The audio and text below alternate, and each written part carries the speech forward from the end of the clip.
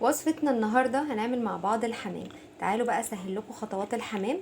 البنات اللي لسه ما بتعرفش تعمل الحمام، اول حاجة الحمام هو بالظبط بيتنضف زيه زي الفراخ والبط والحاجات دي، بس هو رقيق شوية في التعامل، ان احنا يعني علشان بس الجلد بتاعه ده بيبقى رقيق قوي او خفيف، فاقل حركة فيه شديدة شوية بيتقطع، فمش بتعرفي تحشيه.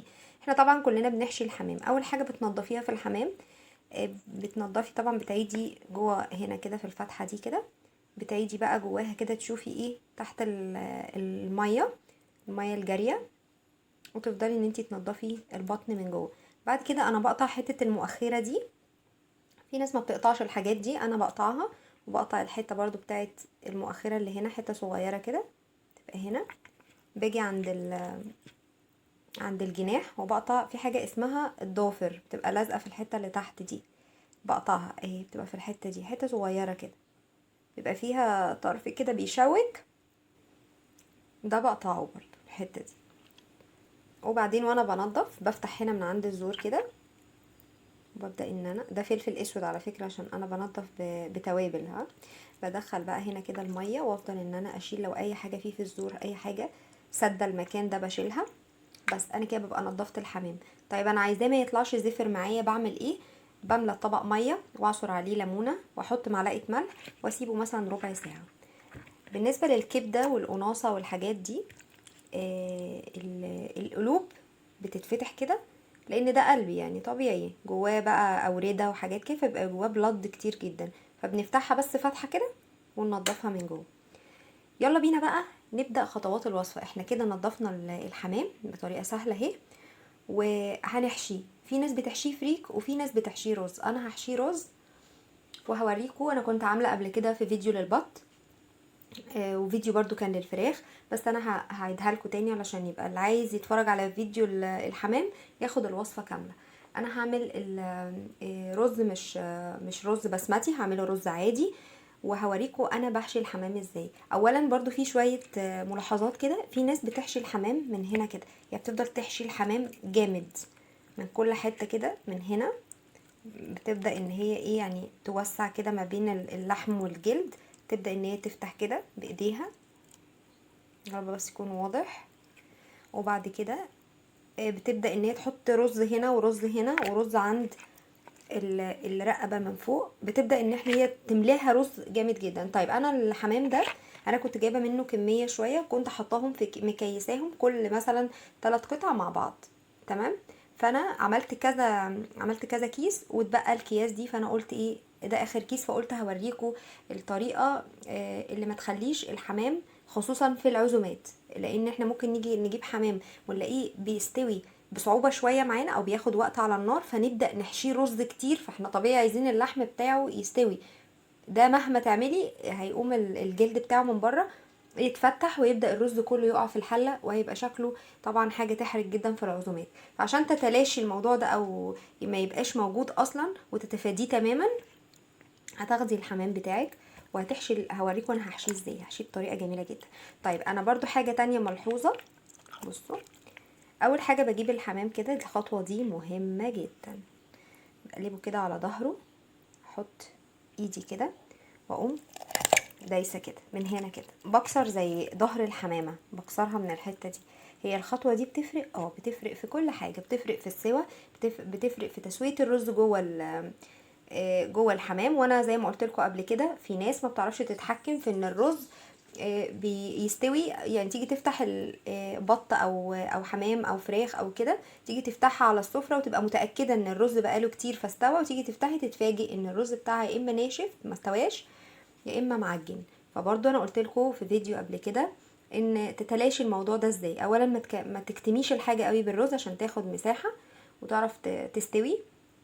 وفي نفس الوقت وانتي بتسوي الرز هقول لكم بقى التركية برضو في فيديو الحمام، علشان تاخدوا تعرفوا تعملوه ازاي. نعمل الحشوة اللي هتدخل جوه الحمام.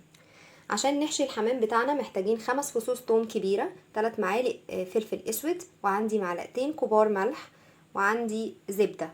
والرز المصري العادي ده مغسول ومتصفي كويس. يلا بينا نبدأ وصفتنا. اول حاجة هننزل بيها هي الزبدة بتاعتنا، تاني حاجة هننزل بيها هي الرز. بسم الله. نقعد بقى نقلب فيه كده الزبدة بتاعتنا الجميلة دي. بعد ما الرز يبدأ ان هو يتغلف كله بالزبدة، هننزل بنص كمية الثوم المهروس، النص الكمية بس، ونقلب كده لحد ما ريحة الثوم بتاعتنا تبدأ تظهر. وبعد طبعا بصوا الاول ما حطيت الجزء الاولاني بتاع الثوم طلع ريحة قلبت الشقة من جمالها، هنحط باقي الثوم المفروم. ليه الحركة دي بتعمل ايه؟ بتبين الثوم بيستوي. اولا الثوم مش بيبقى ناي علشان ما تبقاش الخلطة تقيلة على معدتنا، وفي نفس الوقت كمان بيخلي الاكل طعمه مميز جدا. هقلب فيه شوية وارجع لكم تاني. وبعد طبعا ما شوحناه شوية كمان هنحط بقى الفلفل الاسود والملح ونقلب. طبعا المية زي ما اتفقت معاكم قبل كده، انتي هتقولي انتي حاطة قد ايه. انا حاطة 3 كوبايات رز، علشان 3 كوبايات رز دي كتير جدا على العدد اللي عندي 3 حمامات بس. فطبعا 3 حمامات دول ياخدوا ربع كوبايه رز او نص كوبايه رز، تمام. لكن انا حاطه 3 كوبايات لان انا عامله حمام بس، وهعمل تحتيه بقى رز خارجي يعني. هاخد من الخلطه اكملها تسويه وهتبقى دي اكله تمام. لكن انا طبعا حاطه رز كتير جدا.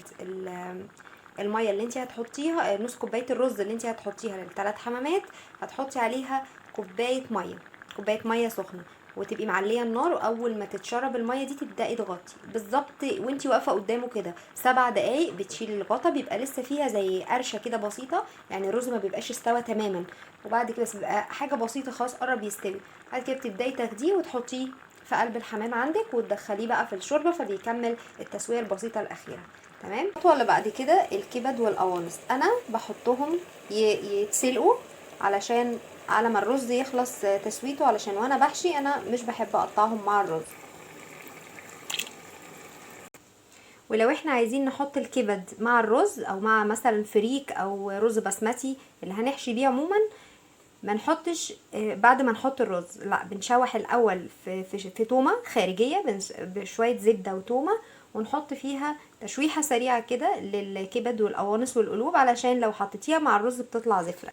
وبعدين بعد ما نشوحها كده وتاخد لون، بنبدا ان احنا بقى نكون عملنا الرز زي ما انا بدات معاكم كده ووريته لكم كل الخطوات بتاعته، تقومي حطاها بقى اخر حاجه. وزي ما انتوا كده شايفين الرز لسه ما استواش، هبدا ان انا بقى اخد منه كده الكميه بتاعتي اللي انا هحطها جوه الحمام، عشان الباقي ده لسه هحط له ميه ويكمل تسويته لاني انا عايزاه مستوي. وزي ما انتوا شايفين كده انا كده حشيت كل الحمام اهو، حطيت في القلب بس، في بطن الحمام بس، من هي من الفتحه اللي تحت دي حطيت، ولا حشيت بقى حوالين من تحت الجلد، ولا بقى حطيت في الزور من فوق ولا الكلام ده. الحركه دي بتبقى للناس اللي عامله عزومات، لان دايما بنتفاجئ قدام الناس الغريبه لو حد مثلا عامل عزومه، بنبقى دايما مرتبكين، او بيبقى مثلا حاجه دايما ممكن تطلع مش زي ما احنا متوقعينها. فعلشان نتفادى المشاكل الكتير دي والاحراج ده، فاحنا هنملى هنحط في الحمام من النص بس، نحط الكميه بتاعتنا وما تكونش كتير. ما بحبش اقطع يعني مش كل الناس بتحب الكبد والقوانص والقلوب دي ان هي تتحط مع الخلطه بتاعه الرز، فانا علشان برضو اتفادى ان حد يتضايق او ما يبقى بسيبها سليمه، بس بسلقها الاول وانا بحشي كده، بسلقها هي لوحدها كده في الشوربه اللي هسلق فيها الحمام، وابدا ان انا احطها بالشكل اللي انتوا شايفينه ده كده. كده بقى خلاص الحمام عندي جاهز. شايفين بنكتف ايديه كده او جناحاته كده، ايديه ايه هو بني ادم. بصوا اهي بنعمل كده. طبعا انا بحب اقول لكم كل حاجه انا بعملها ليه بعملها كده، يعني ليه بيبقى سببها، يعني لان انا برضو كنت بسال الاسئله دي، كنت بقول يعني ايه نكتف الحمام وليه نكتف الحمام اساسا. فوالدتي قالت لي ان احنا بنحط يعني الجناحات دي بنسيبها ورا كده علشان الحمام لما بيجي يستوي، تمام. بصوا احنا كده مشيناها من قدام بتبقى بالشكل ده، لما الحمام بيجي يستوي بتقوم ايديه تتفتح في قلب الشوربه، فبتبقى شكلها مش ظريف. يعني هو ده السبب الايه مش هنقول العلمي، بس السبب اللي هو بتاع ايه اهالينا يعني. تمام، الحمام كده خلص، وهنبدأ ان احنا نحطه في الشوربة بتاعتنا. وبعد ما خلاص قفلنا الحمام زي ما انتم شايفين، انا بقفله بالخلة دي كده، نبدأ نحطه في الشوربة. بسم الله. شايفين الحمام ولا واحدة فكت.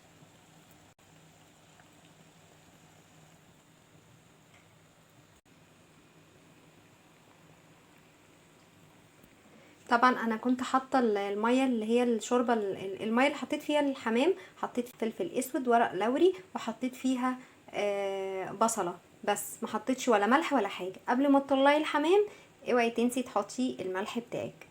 هنا بقى قبل ما نبدا ان احنا نحمر الحمام، في ناس بتحمره في الفرن، فاحنا انا بحب احمره على عين البوتاجاز. هنا بقى نص معلقه فلفل اسود، عليها يعني حاجه خفيفه قوي كده ملح، رشه ملح بسيطه.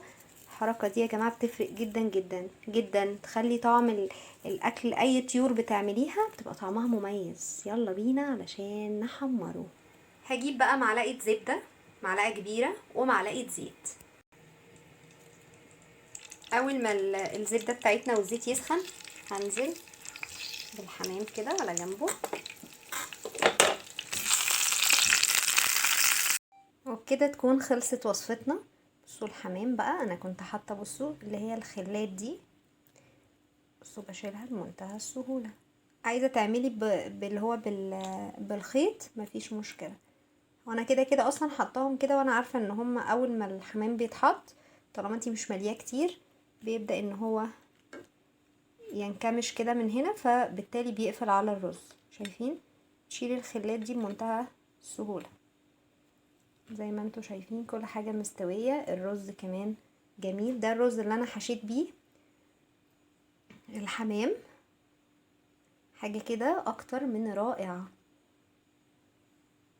دي الشوربة بتاعة الحمام.